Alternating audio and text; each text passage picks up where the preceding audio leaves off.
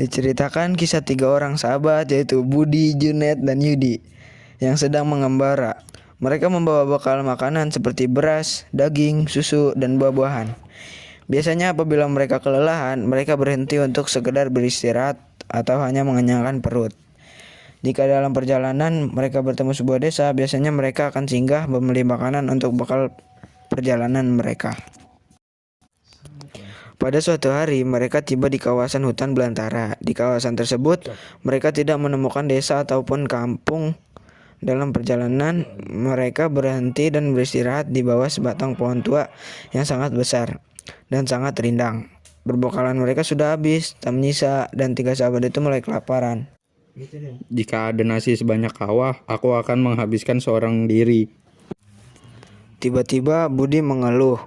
Dia memegangi perutnya yang sedari tadi belum diisi, dan badannya ia sadarkan pada pohon tua yang sangat besar itu.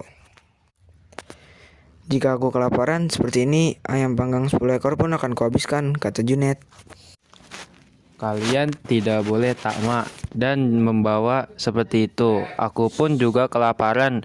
Bagiku nasi sepinggang pun sudah cukup untuk mengatasi kelaparanku ini,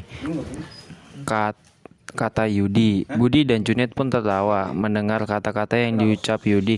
Barusan hanya dengan nasi 9 saja bagaimana bisa perutmu itu bisa kenyang, padahal kau juga merasakan kelaparan yang sama seperti yang kami derita. Dari kejauhan ternyata perbulan mereka tadi didengar oleh pohon tua besar. Setelah itu mendengar keluhan tiga batu tersebut, pohon yang merasa kasihan terhadap mereka itu menggugurkan 3 helai daun miliknya. Terdengar bunyi benda seperti yang terjatuh di telinga Junet.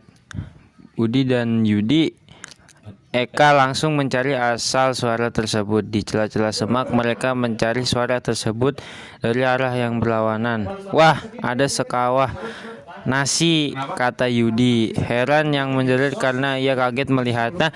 Dia menghampiri sekolah yang masih beruap itu tanpa berpikir lebih lama. Ia memakan nasi tersebut dengan lahapnya ayam panggang 10 ekor. Wah, enaknya, teriak Junet.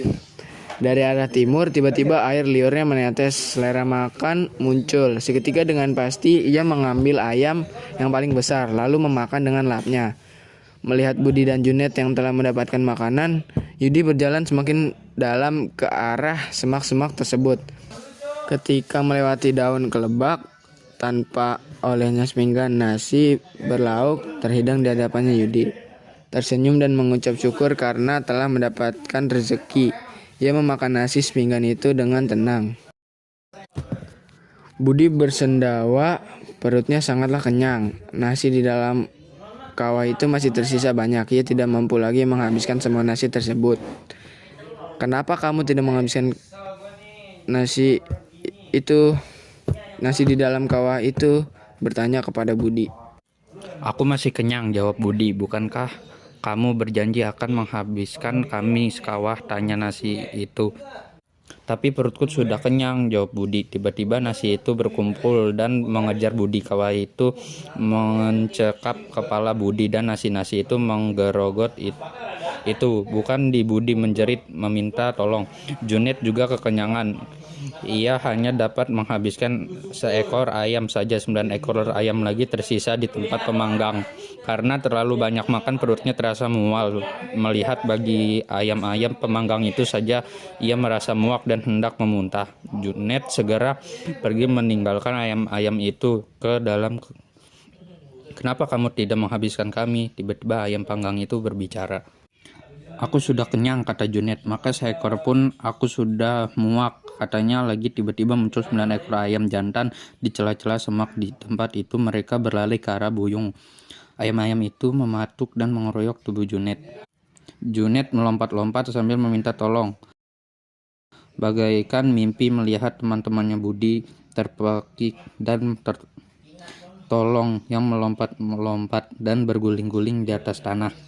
Bawang tidak dapat berbuat apa-apa. Ia seperti terpukau melihat kejadian itu. Akhirnya Budi dan Junet mati. Tinggallah Yudi seorang diri.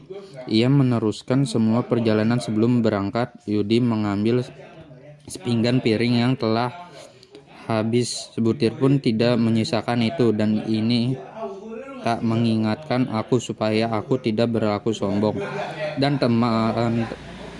tamak. Makan itu secukupnya, jangan berlebihan, agar tidak mubazir, kata Awang. Lalu ia pergi meninggalkan tempat tersebut.